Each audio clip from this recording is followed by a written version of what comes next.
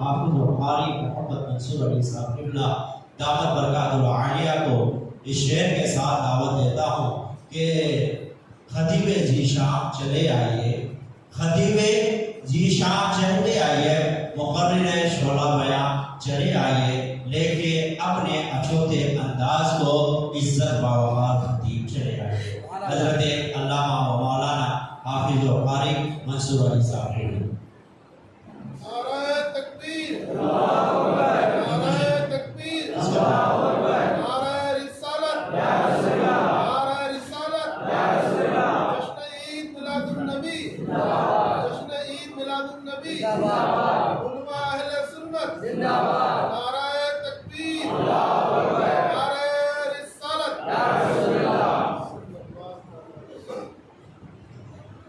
حضرت کا جو ہے استقبال جو ہے نعرہ تکبیر اور خوشی کے ساتھ کیا جا رہا ہے۔ سبحان اللہ، نعرہ تکبیر، نعرہ تکبیر، نعرہ رسالت، نعرہ رسالت، جشن عید میلاد النبی، جشن عید میلاد النبی، نعرہ تکبیر، نعرہ رسالت۔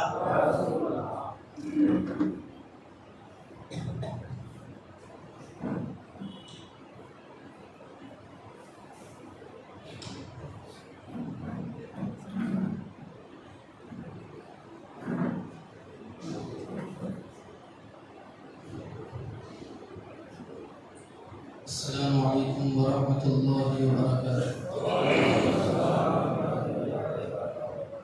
الحمد للہ رب العالمین، والصلاة والسلام علی سید الانبیاء واشرف المرسلین وعلی آلہ الطیبین الطاہرین واصحابہ الاکرمین اجمعین، اما بعد فأعوذ بالله من الشيطان الرجيم، بسم الله الرحمن الرحيم، عسى أن يبعثك ربك مقاما محمودا، صدق الله العظيم۔ وقال تبارك وتعالى في شأن حبيبه، إن الله وملائكته يصلون على النبي يا أيها الذين آمنوا صلوا عليه وسلموا تسليما۔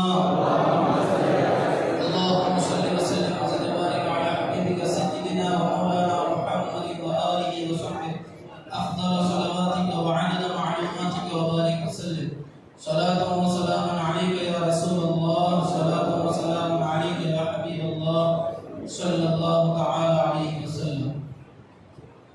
اللہ رب العزت کا بے انتہا فضل و احسان کہ اللہ تبارک و تعالی نے ہمیں حضور علیہ الصلوۃ والسلام کی پیاری امت میں پیدا فرمایا۔ اس بات پر ہم اللہ رب العزت کا بے انتہا شکریہ ادا کرتے ہیں۔ محترم سامعین کرام، اب تمامی حضرات کو ماہ میلاد کی ان مبارک لمحات کی، مگر اگر مسجد کی رونق، مسجد کی زینت کو اگر دیکھنا ہے تو اس کے در و دیوار سے نہیں، بلکہ اس کے اندر کتنے لوگ اور مصلی آ رہے ہیں اس کو دیکھنا چاہیے۔ مگر اب یہاں پر اتنے لوگوں کو دیکھ کر یہ بات ثابت ہوتی ہے کہ اس مسجد کی جماعت اور اس مسجد کی کمیٹی والے صرف مسجد کو سجانے کے حد تک ہی محنت نہیں کیے، بلکہ مسجد کو آباد کرنے کی بھی محنت کر رہے ہیں۔ یہ سب سے اہم کام ہوتا ہے، کیونکہ مسجد کو بنا لینا اور اس بنانے کے بعد اس کو آباد کرے بغیر ایسے ہی چھوڑ دینا یہ کوئی ثواب کا کام نہیں ہے، کیونکہ مسجد چار دیواری کا نام تو نہیں ہے نا۔ اگر کسی مسجد میں لاکھوں کروڑوں روپے ڈیکوریشن کے نام پہ خرچ کیا جائے مگر وہاں پر لوگ کبھی بھی جمع ہی نہیں ہوتے کسی بھی وقت میں، نہ تو نمازوں کے لیے نہ تو بیانات کے لیے، تو پھر فائدہ کیا ہے؟ اس مسجد میں ہیروں کی دیوار بنانے کا بھی کوئی فائدہ نہیں۔ اگر کسی مسجد میں مختصر انداز میں ڈیکوریشن کر کے موقع در موقع جب بھی موقع ملے لوگوں کو کثیر تعداد میں جمع کر کے ان کو وعظ و نصیحت کیا جائے، ان کے ساتھ محافل کیے جائیں، تو یہ سب سے بڑا کام ہے مسجدوں کو آباد کرنے کے سلسلے میں۔ تو ماشاءاللہ میں آپ کی ساری اس مسجد کی جماعت کو بالخصوص کمیٹی والوں کو مبارکباد پیش کرتا ہوں۔ آپ حضرات نے حقیقی طور پر جو مسجد کو آباد کرنے کا کام کیا ہے وہ ہے اس طرح لوگوں کو جمع کرنا، کسی بھی انداز میں جمع کرو، لوگوں کو دعوت دے کر جمع کرو، لوگوں کو پیسے دے کر کسی بھی انداز میں جمع کرو، مگر کم سے کم ہماری عوام کو مسجدوں کے کٹے چڑھانے کی طرف لے آؤ۔ یہ سب سے بڑی ضرورت ہے اس زمانے کی، جو ماشاءاللہ ہماری اس جامع مسجد کے اندر ہو رہی ہے۔ میں سمجھتا ہوں جس طرح جامع مسجد سارے مسجدوں میں بڑی مسجد کو کہا جاتا ہے، اسی طرح سارے منتقل میں جہاں جہاں میلاد کے پروگرام ہوتے ہیں ان تمام پروگراموں میں سب سے بڑے پروگرام اگر ہوتے ہیں تو اسی جامع مسجد کے اندر ہو رہے ہیں۔ تو ماشاءاللہ بہت ہی قابل مبارکباد ہے آپ حضرات۔ محترم سامعین کرام، پچھلے سال اس سے پہلے میں نے اسی مسجد کے اندر حضور علیہ السلام کے خصائص کے اوپر بیان کیا تھا، جو ادھورا رہ گیا تھا۔ میں نے سوچا کہ میں اس ٹاپک کو اور ایک مرتبہ لوں اور اس کو مکمل انداز میں بیان کروں۔ خصائص مصطفیٰ صلی اللہ علیہ وسلم، یعنی خصائص یہ جمع ہے خصوصیت کی۔ خصوصیت ایک عربک اور اردو لفظ ہے، اس کے معنی آتے ہیں اسپیشلٹی۔ اسپیشلٹی کا کیا مطلب ہوتا ہے؟ اسپیشلٹی کا آپ حضرات غور سے پورے باتیں سنیں گے تو پورا بیان آپ کو سمجھ میں آ جائے، تو تھوڑی توجہ ہٹی تو پھر بیان ادھورا سمجھ میں آئے گا۔ اس وجہ سے شروع سے آپ پوری توجہ کے ساتھ کنسنٹریشن کے ساتھ سننے کی کوشش کریں گے نا پھر انشاءاللہ۔ اسپیشلٹی کہتے کسے ہیں؟ اسپیشلٹی کا مطلب یہ ہے جو عمل یا جو کام، جو صلاحیت اس کے اندر ہو، کسی اور کے پاس نہ ہو، اسے بولتے ہیں اسپیشلٹی۔ جیسے ہم ڈاکٹر کے پاس جاتے ہیں تو ہارٹ کا پرابلم ہے تو ہر ڈاکٹر کے پاس اٹھ کے نہیں چلے جاتے، کس ڈاکٹر کے پاس جاتے ہیں؟ ہارٹ اسپیشلسٹ کے پاس جاتے ہیں۔ ویسے ہر ڈاکٹر بھی ہارٹ کو دیکھتا ہے، مگر جو اسپیشلٹی اس ڈاکٹر کے پاس، ہارٹ اسپیشل کے پاس ہوتی ہے، وہ کسی اور کے پاس نہیں ہوتی، اس وجہ سے اس کے پاس جاتے ہیں۔ مطلب کہ اس کے پاس جو ٹیلنٹ ہے دیگر ڈاکٹروں کے پاس وہ ٹیلنٹ نہیں ہے، اسے بولتے ہیں اسپیشلٹی۔ جو ٹیلنٹ اسی ایک کے پاس ہو، کسی اور کے پاس نہ ہو، اس کو کہا جاتا ہے اسپیشلٹی، اور اردو میں کہا جاتا ہے خصوصیت۔ اب جو میری ٹاپک ہے خصوصیات مصطفیٰ صلی اللہ علیہ وسلم، نبی علیہ السلام کے اسپیشلٹیز، کس کے درمیان اسپیشلٹیز؟ عام لوگوں کے درمیان، مسلمانوں کے درمیان، اولیاء کے درمیان، علماء کے درمیان نہیں، یہ تو عام لوگ ہیں۔ ان سے بڑے مرتبے پر جو سب سے بڑا مرتبہ مسلمانوں میں اللہ تعالیٰ نے دو لوگوں کو پیدا کیا، دو قسم کے، ایک مسلمان ایک غیر مسلم۔ پھر مسلمانوں میں بھی مرتبے ہیں، عام مسلمان، گنہگار مسلمان، اس کا مقام و مرتبہ ایک کافر مشرک سے بڑھ کے، اور عام مسلمان سے بھی بڑا مرتبہ نیکوکار متقی پرہیزگار کا ہے، اس کا مرتبہ گنہگار مسلمان سے بھی بڑھ کے۔ پھر اس سے بھی بڑھ کر مقام و مرتبہ ایک عالم دین کا ہے، جس کے پاس اللہ کے دین کا علم، قرآن و حدیث کا علم ہے، اس کا مقام و مرتبہ بڑھ کے۔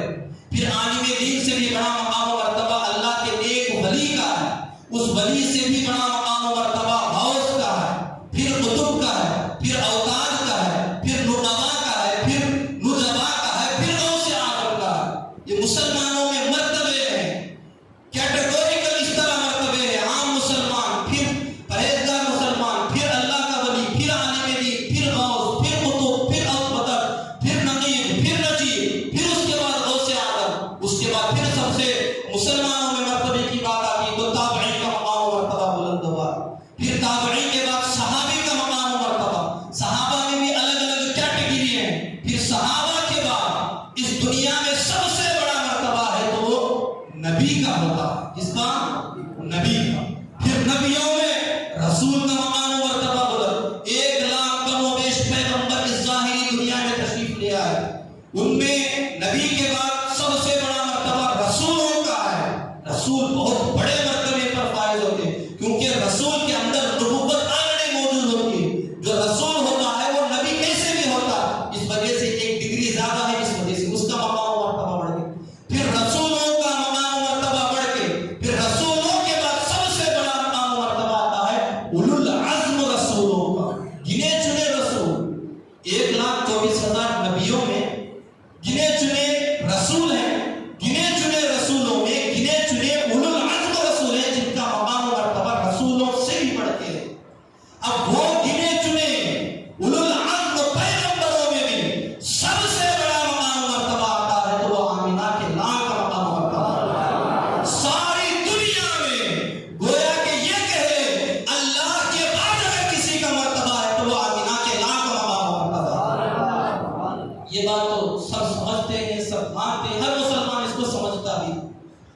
اب جب سب کو مرتبے ملے، مسلمان کو متقی مسلمان پر عالم دین مسلمان پر اس طرح مرتبے سب کو ملتے گئے تو جب مقام و مرتبے ملتے گئے تو ہر ایک کا مرتبہ کسی سے کم کسی سے زیادہ، کسی سے کم کسی سے زیادہ، یہ کیٹیگری اس کے مقام کے حساب سے اس کے درجات بھی ہوتے ہیں، اس کی فضیلتیں بھی ہوتی ہیں، اس کی خصوصیت بھی ہوتی ہے۔ اب نبیوں میں جو خصوصیت اللہ تعالیٰ نبیوں کو عطا فرمائے، جو فضائل، جو کمالات، جو انعامات نبیوں کو عطا فرمائے، وہ سارے کے سارے فضیلتیں، وہ سارے کے سارے انعامات، وہ سارے کے سارے برکتیں، رحمتیں اللہ تبارک و تعالیٰ نے ہمارے نبی کو بھی عطا فرمائے۔ اب دیکھیں آدم علیہ السلام کے پاس 2-3 خصوصیت، نوح علیہ السلام کے پاس کم و بیش 1,24,000 پیغمبروں کو جو اللہ تبارک و تعالیٰ تنہا سنگل ایک جو اسپیشلٹی اللہ نے عطا فرمائی تھی، وہ سارے اسپیشلٹیز کو ملا کر اللہ تبارک و تعالیٰ نے ہمارے پیغمبر علیہ السلام کے اندر جمع فرما دیا۔ سب کو ایک 2-3 ملی ہیں خصوصیتیں، مگر ان تمام نبیوں کو جتنی خصوصیت ملی ہے تنہا ایک نبی کے اندر وہ خصوصیات کو اللہ نے جمع فرما دیا ہے۔ وہ کوئی اور نبی نہیں ہے، سید الانبیاء ہے، ہم آخری امت کے نبی ہیں، تاجدار انبیاء علیہ السلام کی ذات بابرکت ہے۔ اب ہم یہ غور کرنا ہے کہ نبیوں کو بھی مراتب دیے، مناقب دیے، فضیلتیں دیے، ہمارے نبی کو بھی مناقب، فضائل، مراتب دیے، مگر اللہ تبارک و تعالیٰ جو فضیلتیں دیگر نبیوں کو دی ہیں ویسی بھی فضیلتیں ہمارے نبی کو دی ہے، بلکہ اس سے بڑھ کر فضیلتیں ہمارے نبی کو اللہ نے عطا فرمائی۔ یہ ہمارے آج کے بیان کا دعویٰ ہے۔ دعویٰ بول تو معلوم، دعویٰ کسے بولتے تھے سمجھنے کے واسطے کیا بولتے دعوے کو؟ ایک ہمارا عقیدہ بولو یا دعویٰ بولو یا چیلنج بولو، کچھ بھی بولو، ہمارا دعویٰ کیا ہے؟ جو فضیلت اللہ تعالیٰ نبیوں کو دی ویسی فضیلت بھی ہمارے نبی کے پاس ہے، اس سے بڑھ کے فضیلت بھی ہمارے نبی کے پاس ہے۔ اس کو انشاءاللہ اس دعوے کو اب دلیلوں کے ذریعے ثابت کرنے کی کوشش کریں گے، آپ حضرات غور سے سننے کی کوشش کریں گے۔ اب آپ بولیں گے اس سے بڑھ کے فضیلت ہمارے نبی کے پاس ہے، اگر آپ بولیں اچھا ایسا ہے تو حضرت موسیٰ علیہ السلام نے جب اللہ کی بارگاہ میں ہاتھ اٹھا کر دعا کی کہ اے باری تعالیٰ میرے قوم کے لیے پانی کو نازل فرما، پانی کا کچھ انتظام فرما، وَإِذِ اسْتَسْقَىٰ مُوسَىٰ لِقَوْمِهِ فَقُلْنَا اضْرِب بِّعَصَاكَ الْحَجَرَ، بِعَصَاكَ الْبَحْرَ، الگ الگ اللہ سے دعا فرمائے کہ میرے قوم کے لیے بارش کو نازل فرما یا پانی کا انتظام فرما۔ اللہ تعالیٰ کا ارشاد فرمایا فَقُلْنَا اضْرِب بِّعَصَاكَ الْحَجَرَ، کیا کرو اے موسیٰ لکڑی کو اٹھاؤ جو آپ کے ہاتھ میں ہے، لکڑی کو اٹھا کر پتھر پر مارو، اس پتھر پر مارنے کی وجہ سے آپ کے مارنے کی برکت یہ ہوگی کہ اس پتھر کے ذریعے 12 چشمے جاری ہو جائیں گے، اس 12 چشموں کے ذریعے لوگ پانی پیئیں گے اور اپنی پیاس کو بجھائیں گے۔ اب آپ بولیں گے موسیٰ علیہ السلام کے پاس اتنا بڑا معجزہ، موسیٰ علیہ السلام کے پاس اتنی بڑی فضیلت کہ آپ لکڑی سے پتھر پر مارے تو پتھر سے پانی کے 12 چشمے بہہ گئے جو قرآن پاک میں ثابت ہے۔ اب آپ کا دعویٰ کیا ہے؟ نبیوں کے پاس جو خصوصیت، جو فضیلتیں ہیں وہ ہمارے نبی کے پاس زیادہ ہیں، تو اب زیادہ خصوصیت، زیادہ فضیلت تمہارے نبی میں بتا کے بتاؤ، تمہارے نبی میں دکھا کے بتاؤ۔ اب ہم دکھانا ہے۔ اب ایک بات حضرت موسیٰ علیہ السلام کا معجزہ سمجھ میں آیا، موسیٰ علیہ السلام کا لکڑی لے کر پتھر پر مارے، پتھر سے پانی کے 12 چشمے نکل گئے۔ پھر اس کے بعد حضرت ابراہیم علیہ السلام کے لفظ دیا، حضرت اسماعیل علیہ السلام بچپن میں شیر خواری کی عمر میں تھے، آپ صفا و مروہ کے درمیان آپ کے والدہ ماجدہ دوڑتی رہی پانی کی تلاش میں، مگر حضرت اسماعیل علیہ السلام کے قدم جو ہی پتھر پر رگڑتے ہیں آپ کے قدموں کی برکت سے زمزم کا کنواں وہاں سے بہنے لگ جاتا. یہ بھی کس کا معجزہ ہے؟ حضرت اسماعیل علیہ السلام. اب دیکھو موسیٰ علیہ السلام کا بھی معجزہ پتھروں سے پانی نکل رہا ہے. اسماعیل علیہ السلام کا معجزہ آپ کے قدم لگنے سے پتھر سے پانی نکل رہا ہے. اب آپ یہ بتائیں آپ کے نبی کے پاس وہ کون سا معجزہ ہے جو ان دو معجزوں سے بھی بڑھ کے معجزہ ہو؟ آپ کے نبی کے پاس یہ ہونا تبھی جا کر ہم مانیں گے. سارے نبیوں کے پاس جو خصوصیت ہے وہ ہمارے نبی کے پاس ایکسٹرا خصوصیت ہے ثابت کر کے رکھا. تو اس کا جواب اس ٹاپک کے اوپر علامہ جلال الدین سیوطی علیہ رحمہ ایک کتاب ہی لکھ ڈالی الخصائص الکبریٰ. پورے کے پورے اسپیشلٹیز حضور علیہ السلام کے انہوں نے گنائی. تقریباً 60 الگ الگ فضیلتیں گنائی. بلکہ 1000 فضیلتیں تو ایسی ہیں جو نبیوں کے درمیان بھی ہمارے نبی کے درمیان کون سی ہے. مگر 60 ایسی فضیلتیں ہیں جو صرف اور صرف ہمارے نبی کے پاس تو ہے مگر کسی اور نبی کے پاس وہ فضیلت اللہ نے عطا نہیں فرمائی. تو میں جو بات کر رہا تھا کون سی بات کر رہا تھا لوگ ذرا آپ کا ٹیسٹ بھی لیتے چلیں. کون سی بات کر رہا تھا؟ موسیٰ علیہ السلام کا معجزہ پانی سے چشمے نکل گئے, پتھر سے چشمے ابل پڑے. اسماعیل علیہ السلام کا معجزہ پتھر سے پانی کے چشمے ابل پڑے. یہ ان کا معجزہ ہے. مگر ہمارے نبی کا معجزہ اس سے بھی بڑھ کے ہونا کیسے؟ الخصائص الکبریٰ میں علامہ جلال الدین سیوطی علیہ رحمہ اور بھی بڑے بڑے علماء کرام لکھتے ہیں آپ یہ بتائیں پانی جو نکل رہا ہے کہاں سے نکل رہا ہے؟ کہاں سے؟ پتھر سے نکل رہا ہے. پتھر سے پانی کا نکلنا یہ کامن سی بات ہے. کیا کامن سی بات ہے؟ ہوتا ہے اس طرح.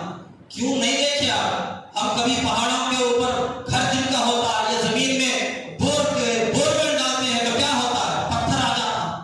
آنے کے بعد کیا کرتا بورویل والا؟ چھوڑ کے چلے جاتا. نہیں اور مضبوط بور ڈالتا پریشر ڈالتا تو کیا ہوتا؟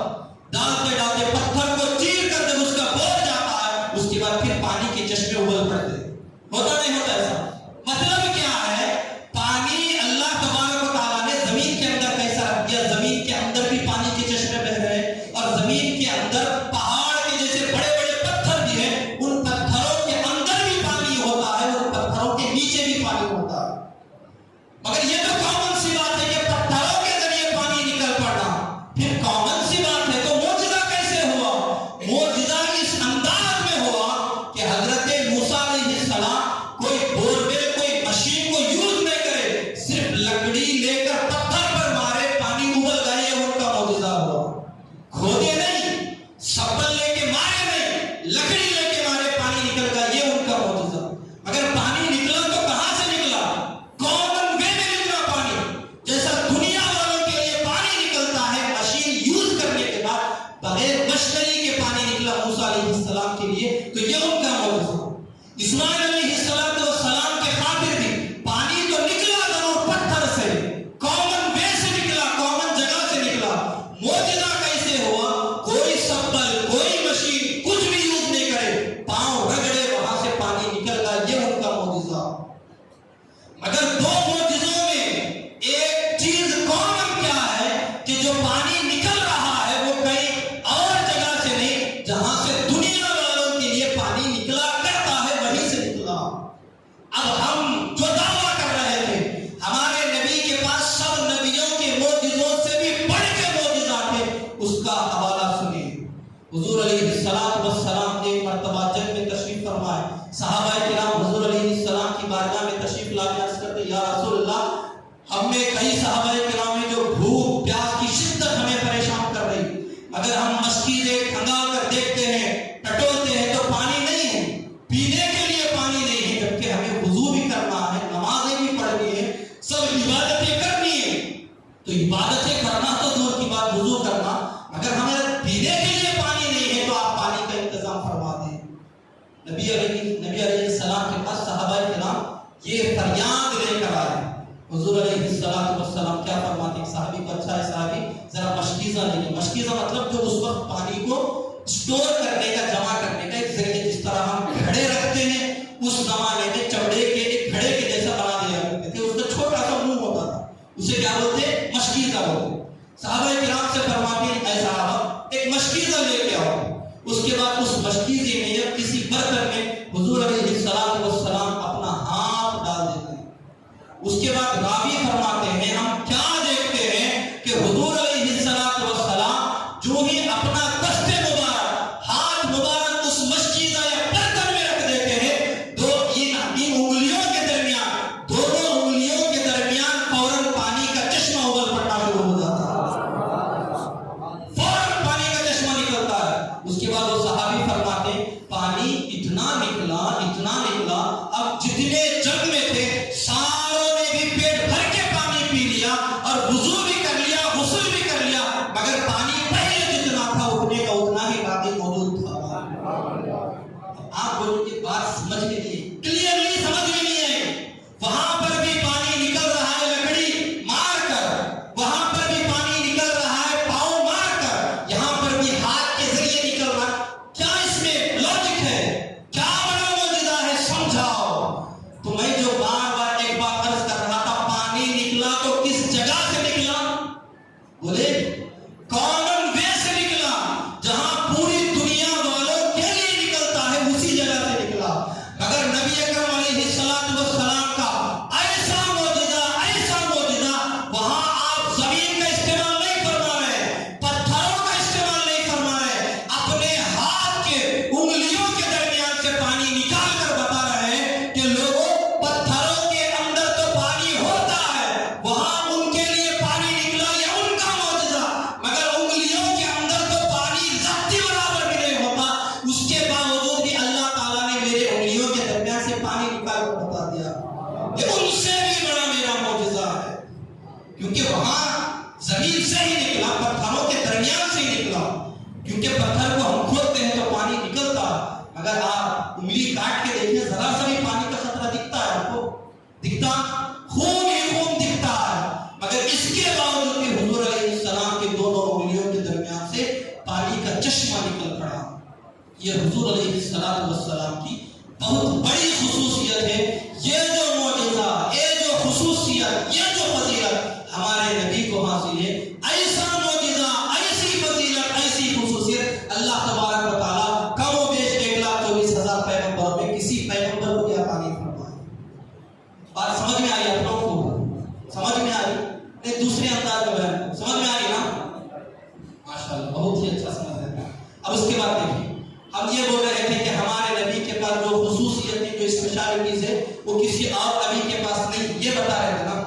ہم تو اپنے نبی کی بات کر رہے ہیں مگر ہمارے نبی کے صدقے میں اس نبی کی آخری امت کے پاس بھی ایسی اسپیشلٹیز ہے جو اللہ تعالیٰ صرف اس ایک امت کو دیا, کسی اور امت کو عطا نہیں فرمایا. سبحان اللہ. یہ دیکھیں نبی کو خصوصیات مل رہی ہیں, فضائل مل رہی ہیں, برکات مل رہی ہیں, مناقب مل رہے ہیں, اسپیشلٹیز مل رہی ہے. بات سمجھ میں آ رہی کیونکہ وہ اللہ کے محبوب پیغمبر ہیں, حبیب اللہ علیہ السلام ہے. بات سمجھ میں آئی.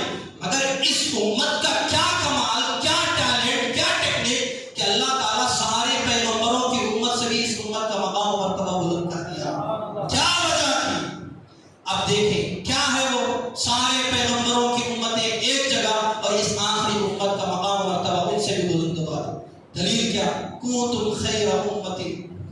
اللہ تبارک و تعالیٰ چوتھے پارے میں ارشاد فرمایا لوگوں اے آخری نبی کی آخری امت تم کم و بیش 1,24,000 پیغمبروں کی امتوں میں سب سے بہترین امت ہو. آپ بولیں گے بہترین امت تو ہونا نا آپ سب میں. نمازیں ہم جو زیادہ پڑھ رہے, روزے ہم جو زیادہ رکھ رہے, زکاتیں ہم جو زیادہ دے رہے, اگر ایسا کوئی بولتا ہے آپ بولیں گے اچھا بابا یہ بتاؤ آپ کی عمر کتنی ہے؟ زیادہ سے زیادہ 100 سال. اب 100 سال نمازیں پڑھے مگر وہاں پر عمریں کتنی تھی ان کی؟ 1,000 سال کی عمریں. اور ہم جیسا کام چور عبادت چور نہیں تھے, متقی پرہیزگار بڑے بڑے اولیاء گزرے ہیں اس امت میں. ان کی عمریں زیادہ, عبادتیں زیادہ, ریاضتیں زیادہ, پھر بھی وہ بہترین امت نہیں ہے. یہ بہترین امت ہے. زکات وہ لوگ کتنا دیتے تھے موسیٰ علیہ السلام کی امت معلوم ہے آپ کو؟ ہم 2.5 روپے سال میں 100 روپے میں 2.5 روپے دیتے, دل پہ پتھر رکھے تو بھی پورے پیسوں کی زکات ہم نہیں دیتے. مگر موسیٰ علیہ السلام کی شریعت کو پڑھے 1/4 زکات کا حصہ نکالنا پڑتا تھا. کتنا؟ 1/4 بولے تو کتنا ہوتا 100 میں 25 روپے کو وہ زکات نکالتے تھے. ہم 1/4 نہیں 14واں حصہ 40واں حصہ ہم زکات نکالے یعنی 2.5 روپے. موسیٰ علیہ السلام کی امت تو 40 روپے زکات نکالتی تھی. پھر بھی وہ امت بہترین امت نہیں, وہ امت خیر امت نہیں. وجہ کیا ہے صاحب؟ نمازیں ان کے پاس زیادہ, عبادتیں ان کے پاس زیادہ, ریاضتیں ان کے پاس زیادہ. آپ بولیں گے اچھا ان کی عمریں زیادہ تو ہو سکتا ہے ان کے گناہ بھی زیادہ, اس وجہ سے ہم گناہ کم کر رہے ہیں, اس وجہ سے ہم بہترین امت. یہ اگر کوئی بولے سوچ کے تو علماء کرام لکھتے ہیں ساری امتوں کے درمیان جو گناہ تھے, کوئی قوم کم توڑتی تھی, کوئی قوم زنا کرتی تھی, کوئی قوم چوری کرتی تھی, الگ الگ جو جرم تھے, جو گناہ تھے, سارے امتوں کے گناہ مل کر اس ایک امت کے اندر پائے جا رہے ہیں. ادھر عبادتیں بھی کم, ریاضتیں بھی کم, الٹا گناہ بھی زیادہ. اس کے باوجود بھی اللہ فرماتا ہے کنتم خیر امہ, اے آخری نبی کی آخری امت, تم بہترین امت ہو. وجہ کیا ہے؟ علماء کرام ارشاد فرماتے, مفسرین کرام ارشاد فرماتے, لوگوں اس امت کو جو اپنے نبی کے ساتھ جو نسبت ہے وہ کسی اور امت کو حاصل نہیں ہے. اسی نسبت مصطفیٰ کی وجہ سے اللہ نے اسے بہترین امت کے لقب سے یاد فرمایا. بات سمجھ گئے؟ کوئی اور ریزن نہیں, کوئی اور فلسفہ نہیں, کوئی اور ہمارے پاس ایسی قوت نہیں جس قوت کی بیس پر ہم اللہ کی نظر میں بہترین امت کا لقب ہمیں قرار دیا جائے. نہیں, کوئی چیز ہمارے پاس نہیں تھی, بس ایک چیز تھی, حضور علیہ السلام کی امت میں پیدا ہونے کا شرف, حضور علیہ السلام کے امتی ہونے کی نسبت. اسی ایک نسبت نے ہمیں کم و بیش 1,24,000 پیغمبروں کی امتوں سے بھی بڑھ کے امت کا لقب ہمیں دیا گیا. تو کیا بات سمجھ میں آئی؟ نبی کو اسپیشلٹی کیا؟ نبی کے قدموں کی برکت سے نبی کی امت بھی سارے نبی کی امتوں سے بڑھ کے قرار دے دی گئی. اب ایک دو باتیں بتا, ایک نبی کی خصوصیات اس دنیا کے اندر اور نبی کی امت کی خصوصیت اس دنیا کے اندر. اب آگے لے چلتا ہوں. ویسے تو کئی خصوصیات علامہ جلال الدین سیوطی علیہ الرحمٰن نے الخصائص الکبریٰ میں لکھا, مگر ایک ایک خصوصیت سنا دیتا ہوں تاکہ بات پوری واضح طور پر سمجھ میں آئے. اب نبی کی خصوصیت محشر کے میدان میں, اس کے بعد نبی کے امت کی خصوصیت محشر کے میدان میں. دنیا میں تو معلوم ہو گیا نبی کی خصوصیت, نبی کے صدقے میں نبی کے امت کی خصوصیت دنیا میں ایک ایک سن لی. اب محشر کے میدان میں دیکھیں, حضور علیہ السلام کی امت سارے کم و بیش 1,24,000 پیغمبروں کی امت محشر کے میدان میں جمع کی جائے. اور جمع ہونے کے بعد آپ نے بارہا بیانات میں سنا ہوگا, اللہ تبارک و تعالی اپنے عرش پر جلوہ فرما ہوتا ہے. سارے لوگ اللہ تبارک و تعالی کو دیکھ رہے ہوتے ہیں کہ اللہ تبارک و تعالی کتنے جاہ و جلال میں, کتنے غصے کی حالت میں. اور اس کے بعد اب محشر کا میدان ایسا, 1 میل کے فاصلے پر سورج, اتنی زیادہ گرمی سورج کی, نیچے سے تانبے کی زمین, اور اتنا قریب جب سورج آ جاتا ہے تو ہر آدمی پسینے میں ڈوب جاتا ہے. کسی کا پسینہ ٹخنے تک, کسی کا گھٹنے تک, کسی کا کمر تک, کسی کا سینے تک, اور کافر و مشرک تو پورے کے پورے پسینے میں ڈوب چکے ہوں گے. ہر کوئی اپنے اپنے پریشانی کے عالم میں ہوگا. اللہ تعالیٰ قرآن پاک میں بیان فرما لِكُلِّ امْرِئٍ مِّنْهُمْ يَوْمَئِذٍ شَأْنٌ يُغْنِيهِ, ہر آدمی اپنی اپنی پریشانی میں ہوگا. يَوْمَ يَفِرُّ الْمَرْءُ مِنْ أَخِيهِ وَأُمِّهِ وَأَبِيهِ وَصَاحِبَتِهِ وَبَنِيهِ. ماں باپ کو دیکھ کر, ماں بیٹے کو دیکھ کر, بیٹا باپ کو دیکھ کر, دوست اپنے دوست کو دیکھ کر, ہر کوئی اپنے اپنے رشتہ دار دوست احباب کو دیکھ کر بھاگے گا کہ کہیں وہ مجھ سے نیکیاں نہ چھین لے جائے. یہ سارے کا سارا محشر کا میدان تو سب کے نظروں میں ہے, مگر اس میں کچھ پوائنٹس ہیں جو میں آپ تک پہنچانا چاہتا ہوں. سب محشر کے میدان میں آدم علیہ السلام کی امت سے لے کر قیامت تک پیدا ہونے والے اس آخری امت کے لوگ سارے کے سارے ایک ہی میدان میں جمع ہیں.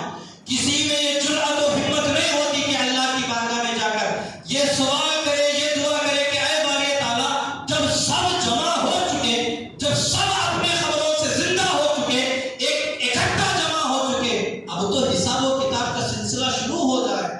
کسی میں یہ ہمت نہیں. ایک دن گزر جائیں گے, 2 دن گزر جائیں گے, کئی دن گزر جائیں گے, پھر کتنے دنوں کا ہوگا وہ محشر کا میدان کا ایک دن معلوم ہے آپ کو؟ کتنے دن کان مقدارہ 50,000 سنۃ مما تعدون. محشر کے میدان کا ایک دن دنیا کے 50,000 سالوں کا ایک دن ہوگا. 50,000 سال کا ایک دن محشر کا دن ہوگا. اور وہ پریشانی کا عالم کیا ہے؟ ہر کوئی پریشانی میں اپنے اپنے گناہوں کے مطابق پسینے میں ڈوبا ہوا ہے.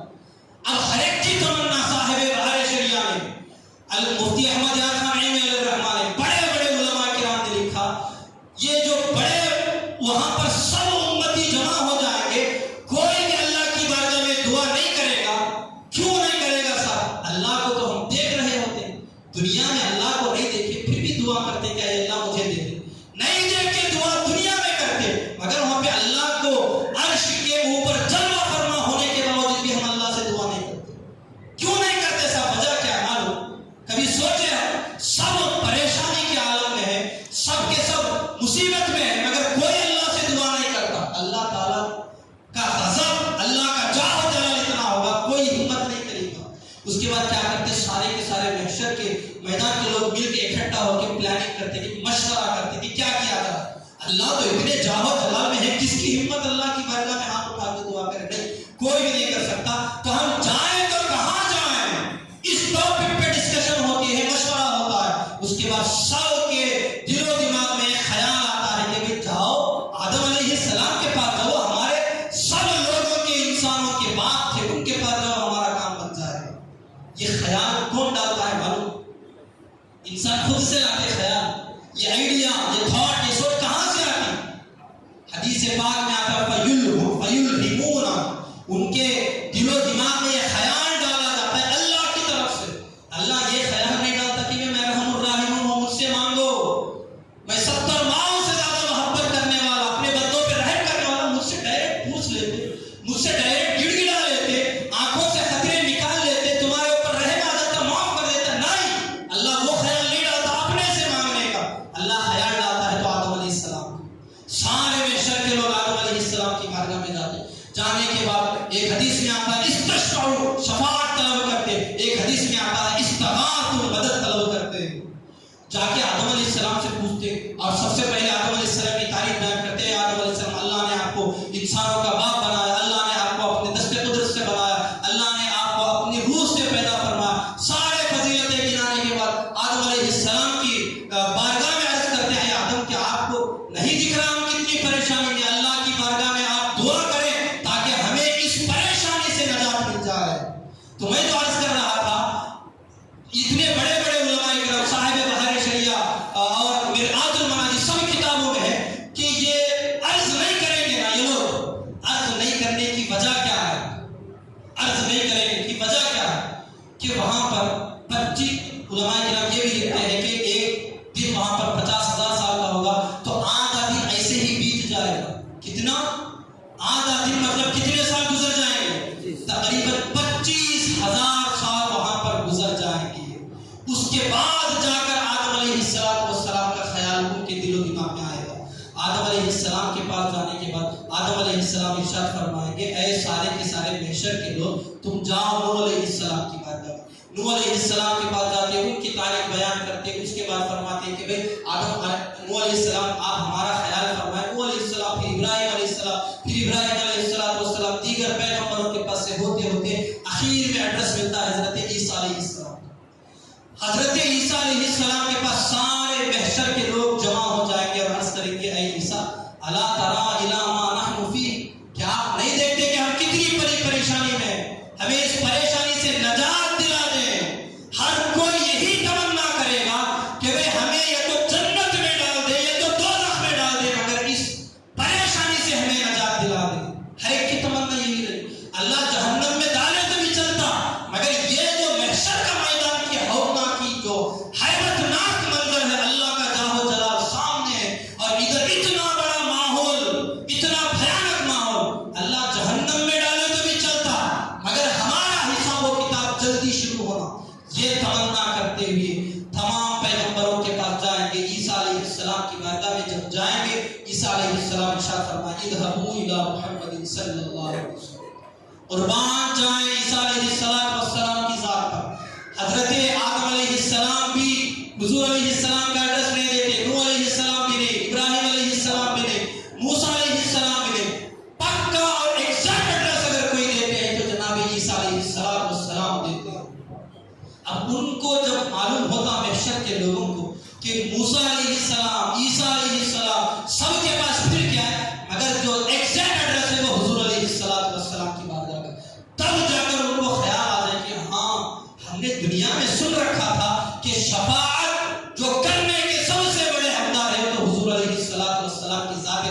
تھے تو سب مل کر حضور علیہ السلام کو ڈھونڈتے ڈھونڈتے آپ کی بارگاہ میں جائیں گے، جا کر فریاد کریں گے اللہ نے جو آپ کو فضائل اور مناقب دیے ساری تعریف بیان فرمائیں گے، سارے کے سارے خصوصیات گنائیں گے۔ اسی کو اعلیٰ حضرت علیہ رحمت و رضوان نے اپنے اس سلام کے شعر میں بیان فرمایا، کاش محشر میں جب ان کی آمد ہو، بھیجے سب ان کی شوکت پہ لاکھوں سلام۔ سارے کے سارے محشر کے میدان کے لوگ حضور علیہ السلام کی تعریف پہ تعریف بیان کرنے کے بعد آخر میں عرض کرتے ہیں، یا رسول اللہ آپ ہماری حالت کو نہیں دیکھتے، ہمیں اس سے نجات اور چھٹکارا دلائیے۔ اس کے بعد حضور علیہ السلام ایک ہی تسلی دیتے ہیں، اے محشر کے میدان کے لوگ آپ ڈرنا نہیں، گھبرانا نہیں۔ حدیث پاک میں الفاظ آتے ہیں، انا لہا، آپ کو ڈرنے گھبرانے کی ضرورت نہیں، اسی کام کے لیے تو آج میں یہاں بیٹھا ہوا ہوں، آپ ڈرتے کیوں ہو، گھبراتے کیوں ہو؟ حضور علیہ السلام اللہ کی بارگاہ میں کھڑے ہو کر مژدہ سنا دیتے ہیں، خوشخبری سنا دیتے ہیں، اے محشر کے میدان کے لوگ 25,000 سال اسی میں گزر گئے، آپ ہر کوئی پریشان تھا کہ حساب و کتاب کا سلسلہ شروع ہو جائے، اب آپ ڈرنا نہیں، گھبرانا نہیں، اب آپ کو خوشخبری دینے والی ذات کا ایڈریس آپ کو مل چکا ہے۔ اس کے بعد حضور علیہ السلام خود ارشاد فرماتے ہیں، بخاری شریف میں حدیث پاک، ابن ماجہ میں حدیث پاک، ترمذی شریف، مشکاہ شریف، حدیث کی سینکڑوں کتابوں میں یہ حدیث پاک موجود ہے۔ حضور علیہ السلام فرماتے ہیں کہ میں اللہ کی بارگاہ میں سجدے میں چلا جاؤں گا اور اللہ تعالیٰ مجھے ایسی حمد سکھائے گا، دنیا بنی جب سے لے کر اس وقت تک ویسی حمد کسی نے اللہ کی بیان نہیں کی۔ اس حمد کے ذریعے میں اللہ کی بارگاہ میں دعا کروں گا کہ اے میرے پروردگار، میری امت۔ پھر اس کے بعد اللہ تبارک و تعالیٰ کی دریائے رحمت جوش میں آ جاتی ہے۔ اللہ تبارک و تعالیٰ ارشاد فرماتے ہیں، ارفع رأسک یا محمد، اے محمد صلی اللہ علیہ وسلم آپ اپنا سر سجدے سے اٹھائیے، سل تعطیٰ، آپ جو مانگیں گے آپ کو عطا کیا جائے گا، اشفع تشفع، آپ جس کی شفاعت کرنا چاہیں کریں، آپ کی شفاعت قبول کی جائے گی۔ مژدہ سنا دیا جاتا ہے، اللہ کی بارگاہ سے وعدہ کیا جاتا ہے، اعلان کیا جاتا ہے۔ اس کے بعد جا کر جو ہی حضور علیہ السلام اپنے سر کو سجدے سے اٹھاتے ہیں، اس کے بعد جا کر سارے محشر کے میدان کے پریشان لوگوں کے حساب و کتاب کا سلسلہ شروع ہو جاتا ہے۔ بات سمجھ رہے آپ لوگ؟ کب حساب و کتاب کا سلسلہ شروع ہوتا؟ 25,000 سال کے بعد۔ اور یہ کس کے بدولت ہوئی یہ شفاعت؟ حضور علیہ السلام کے سجدے میں جا کر دعا کرنے کے بدولت ہوئی۔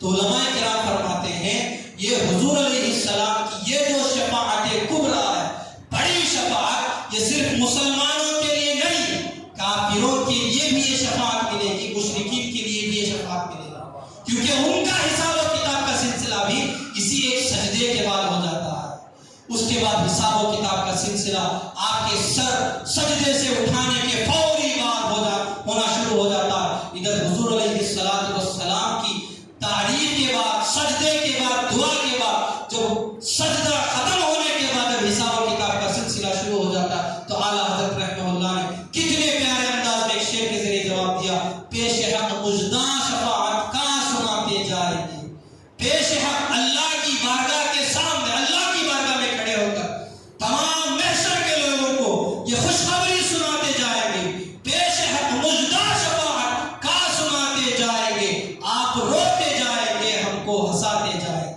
آپ اللہ کی بارگاہ میں کھڑے ہو کر سجدے میں جا کر رو کر دعا کریں گے، آپ کے رونے کی بدولت سارے محشر کے لوگ خوشی خوشی جھوم اٹھ جائیں گے۔ یہ اللہ کے حبیب علیہ السلام کی جو خصوصیت، جو فضیلت، جو شرف، جو شان اللہ تبارک و تعالیٰ نے آپ کو عطا فرمایا، یہ کسی اور بڑے سے بڑے نبی کو بھی اللہ نے عطا نہیں فرمایا۔ اب یہ تو آپ حضرات کئی مرتبہ سنے ہوں گے، مگر اس واقعے کو اس وجہ سے سنا تاکہ واقعہ سننے کے بعد اس میں کچھ پوائنٹ سے جو ہم سوچنا ہے، کیا پوائنٹ سے دیکھیں، یہ سب کچھ ہونا تھا اللہ کو، اللہ کے حبیب علیہ السلام دنیا میں بتا دیے۔ کتنے لوگ سنے بھائی یہاں پر یہ بات؟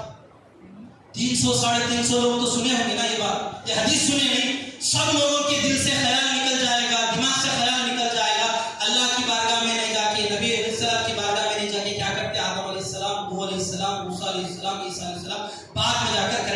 جاتے ہیں. سب دنیا میں حدیثیں لاکھوں کروڑوں لوگ یہ حدیث کو پڑھے سنے اس کے بعد مر جاتے, قیامت میں اٹھتے تو پھر ہمارے دل میں یہ حدیث نہیں رہتی. کیوں؟ کسی کے دل میں بھی نہیں, حتیٰ کہ صحابہ کے دل میں بھی نہیں رہتی ہے. جن صحابہ کے بدولت ہم تک یہ حدیث پہنچی ان کے دل و دماغ میں بھی یہ خیال نہیں آتا. اولیاء, اقطاب, اوتاد سب ہوں گے وہاں پر, محدثین بھی ہوں گے, حافظین حدیث بھی ہوں گے, کسی کے خیال میں یہ بات نہیں آتی. کیوں نہیں آتی صاحب؟ اللہ نکال دیتا خیال. کیا؟ اللہ سب کے خیالوں سے, دماغوں سے خیال نکال دیتا. اچھا, اللہ جب خیال دماغوں سے خیال نکال دیا تو اتنا کرنا تھا کہ بھائی ڈائریکٹ حضور علیہ السلام کا ایڈریس دے دینا تھا. نہیں, آدم علیہ السلام کا خیال کیوں دیا سب سے پہلے؟ پھر آدم علیہ السلام کا ایڈریس اللہ دے دے. آدم علیہ السلام کو تو نبی ہے نا, ابو البشر ہے نا, سب سے پہلے نبی ہے نا اس دنیا میں آنے والے, انہوں کیوں غلط ایڈریس دیتے؟ نوح علیہ السلام کا ایڈریس دیتے. اذهبوا الى محمد, حضور علیہ السلام کے پاس جاؤ کہ کیوں نہیں بولتے؟ کہ نبی کو بھی نہیں معلوم کہ جو کام آدم نہیں کر سکے وہ بھلا نوح کہاں سے کر سکیں گے؟ کیوں ہوا ایسا؟ اللہ آدم علیہ السلام کے دماغ سے بھی یہ بات نکال دیا کہ نوح علیہ السلام کا ایڈریس دیتے. نوح علیہ السلام, پھر موسیٰ علیہ السلام, ابراہیم علیہ السلام, ابراہیم علیہ السلام, پھر موسیٰ علیہ السلام, پھر موسیٰ علیہ السلام, عیسیٰ علیہ السلام, جب جا کر عیسیٰ علیہ السلام صحیح ایڈریس دیتے. ایسا اتنا لمبا پھرنے کی ضرورت کیا تھی؟ کبھی سوچے ہم؟ اچھا 100 لوگ 200 لوگ پھر رہے تو بولیں گے اتنے آدمیوں کو کئی کو تکلیفاں دینا ہے, ایک آدمی پھرے تو کیا کی نہیں. اچھا ایڈریس پوچھتے وقت جب 100 لوگ جاتے کہیں, ایک آدمی ایڈریس پوچھنے جاتا نہیں, 100 لوگ پوچھنے جاتے ایڈریس, کیا کرتے بھائی؟ ایک آدمی وہاں پر نہیں, سب کو اتنی پریشانی ہوگی, سب محشر کے میدان کے لوگ آدم علیہ السلام, پھر وہاں سے نوح علیہ السلام, پھر وہاں سے در بدر ٹھوکریں کھاتے کھاتے کھاتے اخیر میں جا کر حضور علیہ السلام کا صحیح ایڈریس ملتا. ایسا کیوں ہوا؟ اللہ تعالیٰ نے ایسا کیوں نہیں کیا کہ ڈائریکٹ سارے محشر کے میدان کے لوگوں کے دل و دماغ میں حضور علیہ السلام کا خیال کیوں نہیں ڈالا؟ علماء کرام ارشاد فرماتے ہیں لوگوں, اگر اللہ تعالیٰ ڈائریکٹ سارے لوگوں کے دل و دماغ میں خیال ڈال دیتا حضور علیہ السلام کا, اے لوگوں تم نے دنیا میں حدیث پڑھ رکھی ہے کہ سب سے پہلے میری بارگاہ میں شفاعت طلب کرنے والے وہ سید الانبیاء ہوں گے, ان کی بارگاہ میں جا کے جاؤ, فریاد طلب کرو, شفاعت طلب کرو, وہ جب میری بارگاہ میں شفاعت طلب کریں گے تو ان کی شفاعت قبول کروں گا. ایسا اللہ بھی کیوں نہیں ڈالا؟ پہلے اللہ تبارک و تعالیٰ نبیوں کے دروں کے پاس بھیجتا, نبی کے در سے دوسرے نبی, اس طرح سارے محشر کے میدان کے لوگ, سارے امتیں جہاں در در ٹھوکریں کھا کے جاتے ہیں, تب جا کر انہیں خیال ہوتا کہ بھئی کہاں پر بھی ہمارا کام نہیں چل رہا, کہیں پر بھی ہماری بگڑی نہیں بن رہی. تب آخر میں جا کر حضرت عیسیٰ علیہ السلام نے ایڈریس بتا دیا, اذهبوا الى محمد. اس کے بعد سارے لوگوں کو پتا چل جاتا ہے کہ جہاں پر جانے کے بعد کسی کی بگڑی نہیں بنتی تو وہ بگڑی بنتی ہے تو وہ آمینہ کے لال کی بارگاہ میں جانے کے بعد. یہ بات سمجھانے کے لیے اللہ تبارک و تعالیٰ سارے لوگوں کے دل و دماغ سے خیال نکال دیتا, نبیوں کے دروں سے پھراتا پھراتا آخر میں صحیح ایڈریس مل جاتا, تاکہ حضور علیہ السلام کو اللہ تبارک و تعالیٰ حضور علیہ السلام سے کتنی محبت فرماتا, کتنا چاہت فرماتا, کتنے عزت و شرف سے نوازا ہے, یہ سارے محشر کے لوگوں کے سامنے عیاں اور ظاہر ہو جائے.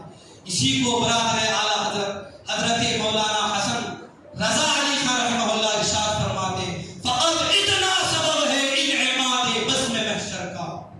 محشر کے میدان کو سجانے کی ضرورت تھی کیا اللہ کو؟ اللہ تعالیٰ تو سب جانتا نا, کون نیکوکار, کون متقی, کون پرہیزگار, کون گنہگار. نیکوکار کو جنت میں, گنہگار کو جہنم میں ڈال دیا, ختم ہو گئی بات. حساب اور کتاب لکھنے والے کرامن کاتبین دونوں کے دونوں فرشتے یہاں پر موجود, ان کے حساب سے فیصلہ ہو جاتا اور جنتی کو جنت میں, دوزخیوں کو دوزخ میں بھیج دیتا, ختم. حساب و کتاب کی ضرورت ہی کیا تھی؟ اس کے علاوہ ایک دن نہیں, 2 دن نہیں, 1 سال نہیں, 2 سال نہیں, 25,000 سال تک انتظار کراتا. انتظار کے بعد در در ٹھوکریں کھانے پر مجبور کراتا. کیوں ہوا اس طرح؟ اعلیٰ حضرت کے برادر ارشاد فرماتے, فقط اتنا سبب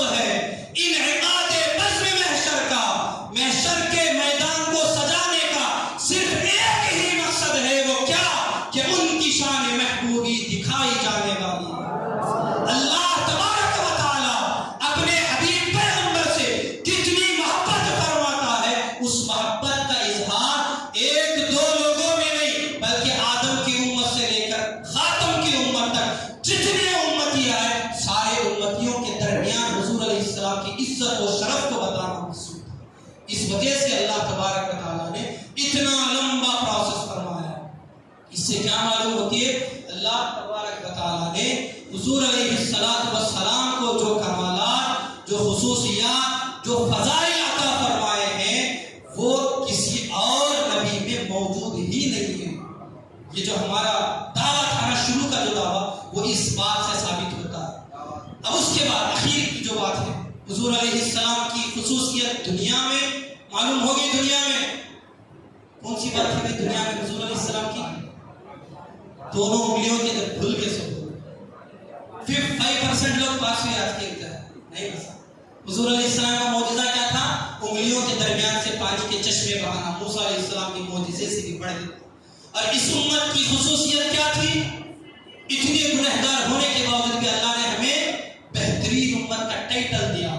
قیامت کے میدان میں حضور علیہ السلام کی سب سے بڑی خصوصیت کہ سب سے پہلے اللہ کی بارگاہ میں شفاعت کرنے والے وہ حضور علیہ السلام ہی ہوں گے۔ آپ کی شفاعت کرنے کے بعد نبی بھی شفاعت کریں گے، علماء بھی شفاعت کریں گے، اولیاء بھی شفاعت کریں گے، حفاظ بھی شفاعت کریں گے، اور حاجی بھی شفاعت کریں گے، شہید بھی شفاعت کریں گے۔ مگر کب؟ جب سب سے پہلے ہمارے نبی اللہ کی بارگاہ میں شفاعت کبریٰ حاصل کر لیتے ہیں، اس کے بعد جا کر۔ اب ایک بات ہے، وہ کون سی بات؟ ہم کو اس آخری امت کو اللہ تبارک و تعالیٰ جو آخرت میں قیامت کے میدان میں جو خصوصیت عطا فرمائی، وہ دنیا کی خصوصیت تو معلوم ہو گئی نا، اب آخرت کی خصوصیت ہے۔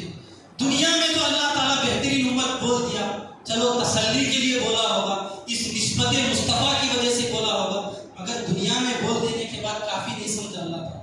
قیامت کا میدان سجانے کے بعد آدم علیہ السلام کی امت سے لے کر عیسیٰ علیہ السلام پھر یہ اوپر سب جمع ہے۔ حضور علیہ السلام کی شفاعت بھی شروع ہو گئی، حساب و کتاب کا سلسلہ شروع ہو گیا۔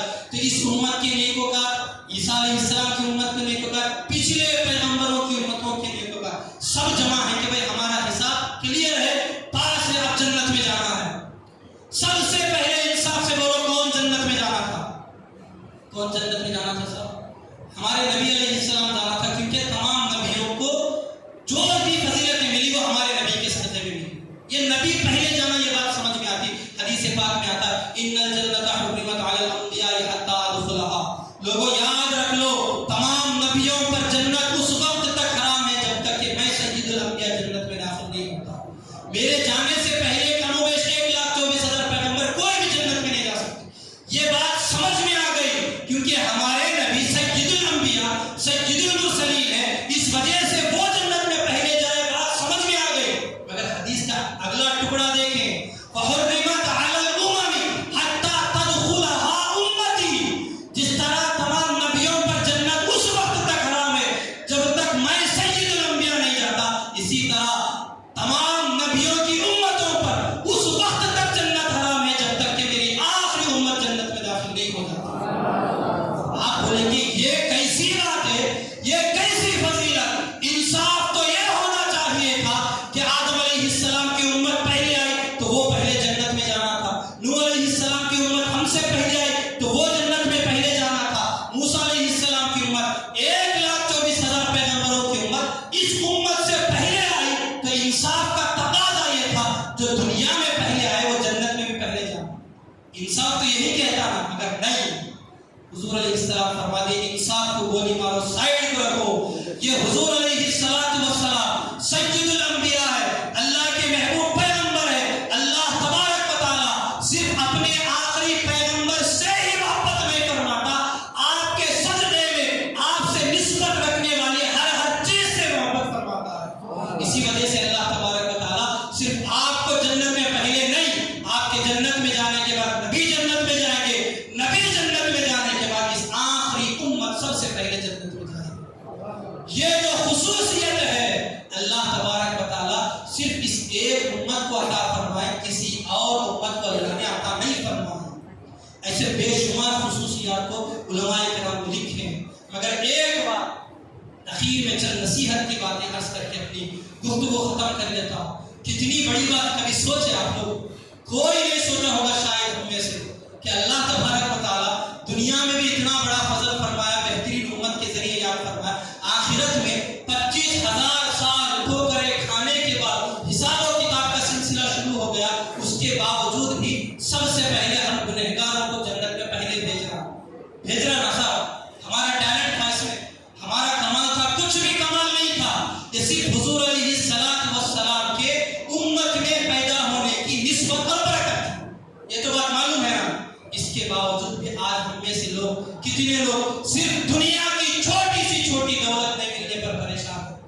अल्लाह की बारगाह में शिकायतें करते कि अल्लाह मुझे ये नहीं दिया, अल्लाह मुझे औलाद नहीं दिया, अल्लाह मुझे दौलत नहीं दिया, अल्लाह मुझे वो नुकसान कर दिया, ये नुकसान कर दिया, ये नुकसान कर दिया। अल्लाह इतना बड़ा फजल दुनिया में भी कर दिया, इस उम्मत में पैदा करके आखिरत में भी करने वाला है। इससे बढ़ के और क्या होना चाहिए? उलमाए किराम ने, बुजुर्गान दीन ने किताबों में कई नबियों के नाम लिखे हैं। नबी जलीलुल कद्र पैगंबर होने के बावजूद भी खुश नहीं है। किस वजह से? उनकी अल्लाह की बारगाह में ये दुआ थी कि ऐ बारी ताला, मैं नबी हूं, ये तेरा फजल है, मगर मेरी दिली ख्वाहिश है मुझे आखिरी नबी की उम्मत में पैदा फरमा। नबियों की दुआ थी आखिरी उम्मत में पैदा होने की, मगर अल्लाह ताला बिन मांगे हमें इस उम्मत में पैदा कर दिया और फजल भी इतना खैर उम्मत का लक़ब दुनिया में दे दिया और आखिरत में सब नबियों की उम्मतों से पहले हमें जन्नत में दाखिल कर रहा। ये कोई फजल कम था हम पर, ये कोई एहसान कम था हम पर, इसके बावजूद भी आज मुसलमान परेशान नजर आता। क्या परेशानी हुई? जरा इसको समझें। समझने के बाद अगर कोई दिल से इसको दिलो दिमाग में बिठा लेता है तो वो बंदा कभी दुनिया में रंजीदा और परेशान नहीं होगा। कितना बड़ा फजल अल्लाह की जानिब से हमें बिन मांगे दे दिया गया है। ये दुनिया की जिंदगी तो कितनी मुख्तसर जिंदगी है। 60 साल में कोई दौलत नहीं मिली, 70 साल में कोई दौलत नहीं मिली, 100 साल में कोई दौलत नहीं मिली तो क्या हुआ? 25,000 साल के बाद तो सबसे पहले जन्नत में दाखिल होने वाली जमात का नाम क्या है? आखिरी नबी की आखिरी उम्मत। तो इस वजह से आप कभी रंजीदा ना है। दुनिया के दौलतें, नेमतें सब एक तरफ, मगर इस उम्मत में पैदा होना ये इतनी बड़ी दौलत है, दुनिया की कोई दौलत इसका मुकाबला नहीं कर सकती। तो मोहतरम सामने निकला ये हुजूर अलैहिस्सलातु वस्सलाम की फज़ाइल, खुसूसियात थे और आपके कदमों की बरकत से आपसे ताल्लुक रखने वाली हर चीज को भी अल्लाह तबारक व तआला ने भी कुछ न कुछ खुसूसियात से नवाजा है। हमारी भलाई इसी में है। हम खुश रहें, अल्लाह का शुक्रिया जिंदगी भर भी हम सिर्फ इस एक बात पर अदा करते रहे कि ऐ अल्लाह तेरा शुक्रिया, ऐ अल्लाह तेरा शुक्रिया कि तूने मुझे सय्यदुल अंबिया की उम्मत में पैदा फरमाया। जिंदगी भर भी हमने शुक्रिया अदा करते रहे तो फिर भी हक़ शुक्र अदा नहीं होगा।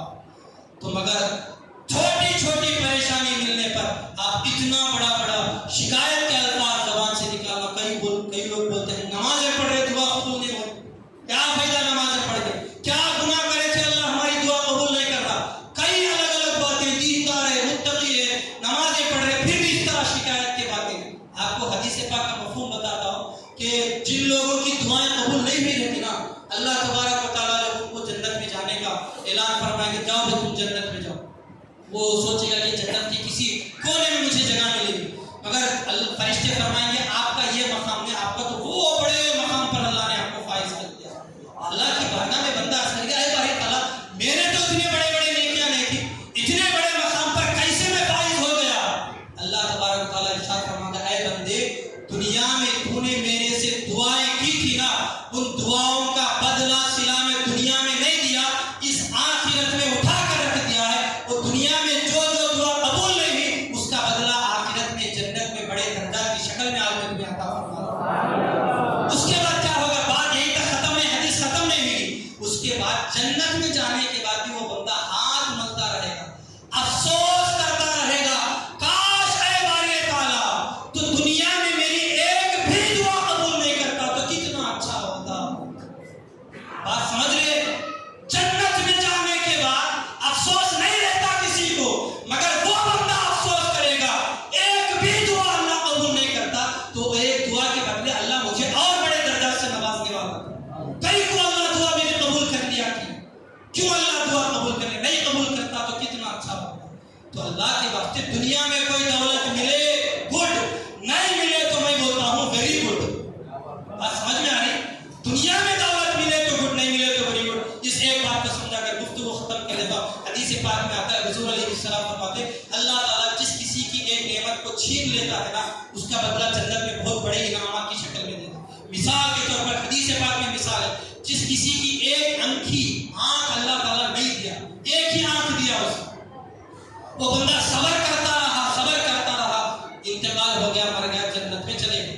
اس کے بعد اللہ تعالیٰ جنت میں تو دعا کے دے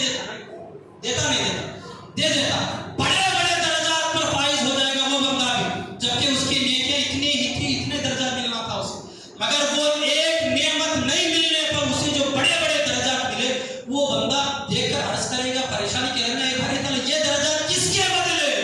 اللہ تعالیٰ ارشاد فرمائے گا وہ جو ایک نعمت تجھ سے میں چھین لیا تھا، اس ایک نعمت کا بدلہ جنت کے بڑے بڑے درجات کی شکل میں آج میں نے عطا کیا۔ اس کے بعد بھی وہ بندہ کیا عرض کرے گا؟ معلوم حدیث پاک میں آتا ہے، وہ بندہ ایک آنکھ والا بندہ عرض کرے گا، اے باری تعالیٰ دنیا کی جتنی نعمتیں تو نے مجھے دنیا میں دے رکھا تھا، ساری نعمتیں تو لے لیتا تو کتنا اچھا ہوتا۔ ہر سمجھ میں آئی؟ اور ایک آنکھ بھی تو لے لیتا، اس ایک آنکھ کے بدلے تو نے مجھے کتنے بڑے درجات پر فائز کر دیا، دو آنکھ لے لیتا تو اور بھی بڑے بڑے درجات مجھے ملنے والے تھے۔ تو اس وجہ سے دنیا کی دولتیں ملی تو خوش ہو جاؤ، نہیں ملی تو اور خوش ہو جاؤ، تاکہ اس کا بدلہ اللہ تعالیٰ ہمیں آخرت میں ضرور نوازنے والا ہے۔ رب تبارک تعالیٰ کی بارگاہ سے دعا ہے جو کچھ کہا گیا سب سے پہلے مجھے اور تمام مسلمانوں کی باتوں پر عمل کرنے کی توفیق عطا فرمائے۔ اللہ تمام مسلمانوں کو صحیح معنوں میں نبی پاک علیہ السلام سے سچی پکی عقیدت و محبت کرنے کی توفیق عطا فرمائے۔ آمین۔ وآخر دعوانا الحمدللہ رب العالمین۔ السلام علیکم۔